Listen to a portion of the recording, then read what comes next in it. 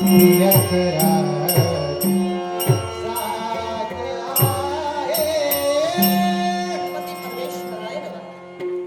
परमेश्वराय नमः. पती परमेश्वराय नमः. समाधान वाटतं. आम्हासारख्या सौभाग्यवती स्त्रियांचा खरा परमेश्वर कोण असेल?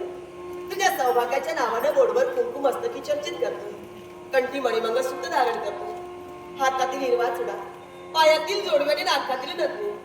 हे सौभाग्याचे अलंकार आम्ही देहावर का बरं धारण करतोय? आमच्या देहाची शोभा वाढविण्यासाठी का? नाही नाही, आमच्या सौभाग्याला दीर्घायुष्य प्राप्त व्हावं, सुदृढ निरोगी आरोग्य प्राप्त व्हावं आणि अगदी अखेरच्या आमच्या श्वासापर्यंत हे सौभाग्याचे अलंकार आमच्या देहावर राहून आम्ही अखंड सौभाग्यवती राहावं, हीच सदिच्छा घेऊ. हे भगवान, हे माझ्या दयाघना, हे गोपाल कृष्ण, हे राधा रमणा, तुझ्याजवळ एकच प्रार्थना आहे.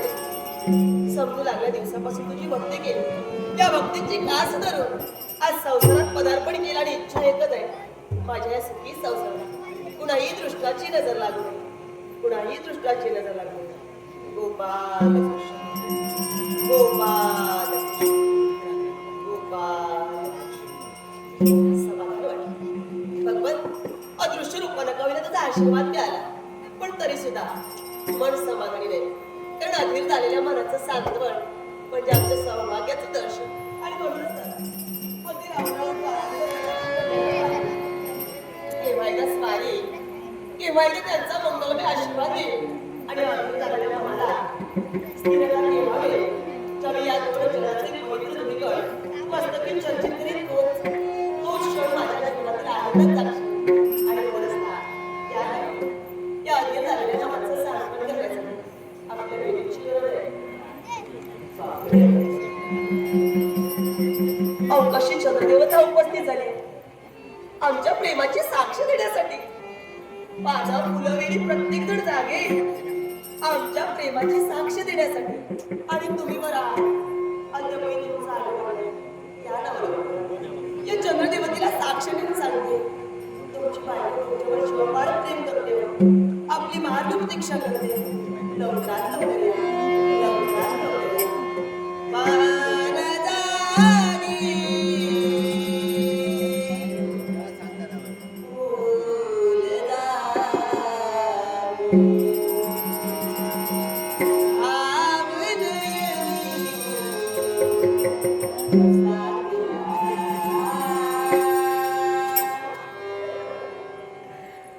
चंद्र आहे साक्षीला,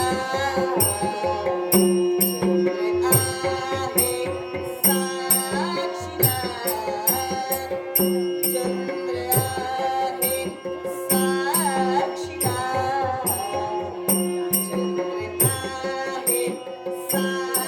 साक्षीला, पान जागे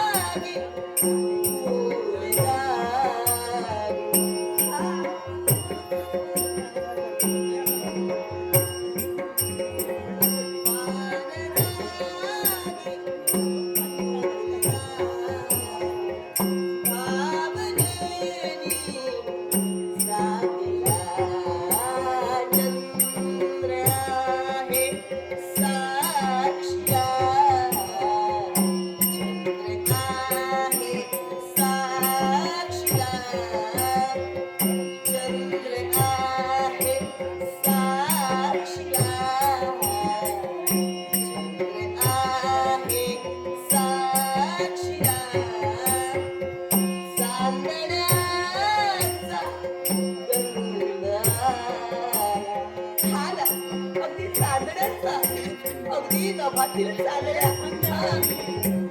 चांदण्यांचा